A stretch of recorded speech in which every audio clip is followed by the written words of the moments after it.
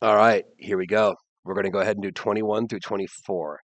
And then I'm not going to do 25 and 27 or those yet. But 21 through 24 I have time for. Uh so here we go. How does this work? We got to first talk about the language. If I said f of x is equal to, and I'm just making this up, f of x is equal to 3x plus 2. And then by some foolish process, I said to you, hey, check it out. I want this. No explanation. I'm just like, here you go, Chica. Give me the answer to that. Show me what that is. You'd be like, cool. I don't know what's going on. When you see this f to the negative 1, it means inverse. This means the inverse function. I'm going to write that down. It means inverse function. Inverse function. And it's very easy to do.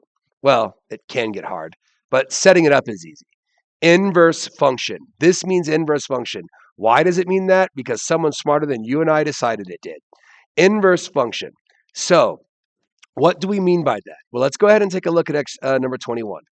I'm going to take a look at number 21 right here. Remember, f of x basically is the same thing as y. It's just you can think of it as y with an instruction set, right?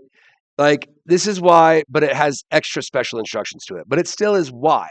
So what am I going to do? When I see they want me to go inverse, I'm like, oh crap. I know what they want from me. The first thing I'm going to do is I'm going to replace my f of x with a y.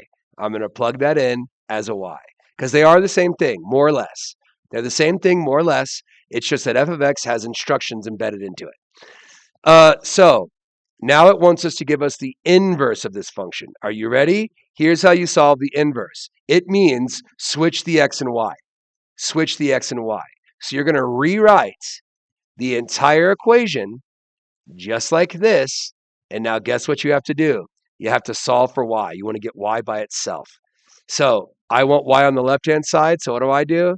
I'm going to go ahead and switch sides. It's not that difficult. All I did was mirror it. I took this side over here, put the x over here. Ready? And that's because I want my y on the left-hand side. I'm going to solve for y now. Normal rules of equations. What's the opposite of negative 4? Positive 4. We're going to add it to both sides. Boom, bada boom. Now I have 8y equals, what is x plus 4? Well, x plus 4. Thank God. Now what we're going to do is we're going to divide out this 8. We're going to divide out this 8, and you can leave it like this. There's two ways to write this. You can leave it like this, y equals x plus 4 over 8, but your teacher might hate that. If they do, then split up the fraction. How do you split up the fraction? Remember, addition and subtraction rules, they have the same denominator. So you end up with x over 8 plus 4 over 8. And then you can actually reduce this a little bit. Let me scroll down to give us some more room.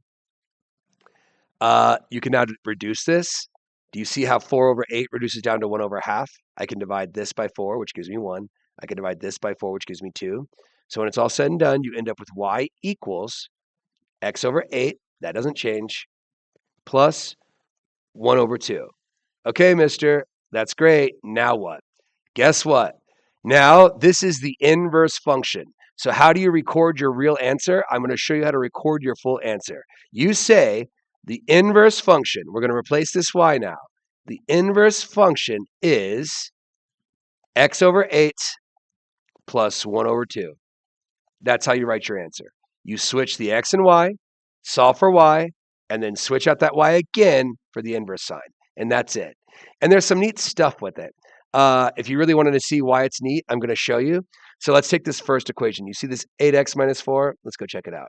Let's see if I can do it. It has a lot of variable, like cool properties in math and stuff. So what was the equation? X minus 4, y equals 8x minus 4. That's just a line. Hooray for us. And then we're switching the x and y values. We ended up with y equals x over 8, y equals x divided by 8 plus 1 half. Now let's zoom out. You see how it's that weird symmetry if you can turn your head and see it? I'm going to show you something that's kind of cool. X equals, what is it? Y equals x? Yeah, y equals x. Check out that green line. That's the y equals x line. The inverse operation creates a symmetry over that line.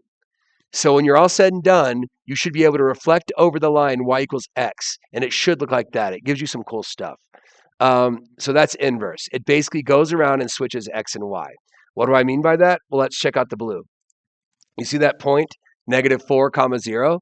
That means on the red line, it should also contain the same point, but reversed. The 0 should be in the x position, and the -4 should be in the y position. So let's go see if that's true. Do we have it? Check it out. So what ends up happening when it's all said and done? The x's and y's reverse. And if you've done it correctly, you can see it basically on Desmos. I think that's neat. Now, let's go ahead and let's solve. Do you need help with these other ones? I think you can do these. I'm going to go ahead and work these. I'm going to push pause so the video is not too long. And I'm going to go ahead and write the answers to these. That way you can do it. So I want you to check your work. Do I need to write one more? Let me go ahead and solve 22 for you just in case. I'll solve 22, or at least set it up. And then here we go. Remember what we're going to do is we're going to replace the f of x with a y. We did that. Hooray for us. And then we're going to switch our x and y's. And we're going to solve. Cool. And you know me, I like my thing I'm solving for to be on the left. So I switch sides. You don't have to do that if you don't want to. I'm going to subtract 5 on both sides. I'm going to subtract 5 on both sides. And I end up with -3y equals x minus 5. No big deal. And then I'm going to divide out this -3. And I end up with y equals x over -3. I'm going to have this minus here, minus 5 divided by -3. Let's clean it up a little bit. This negative should go to the top, the numerator. So you end up with -x up here over 3. And then what do we know about two negatives when it comes to division and multiplication? They cancel out, and you should end up with this. So our answer for this 22, the inverse is this whole thing. I'm replacing this y with the inverse equals -x over 3 plus 5 over 3. And ta-da, that's how you do it. So easy. I'm going to write the answers for 23 and 24 up on here. Don't look yet. Push pause.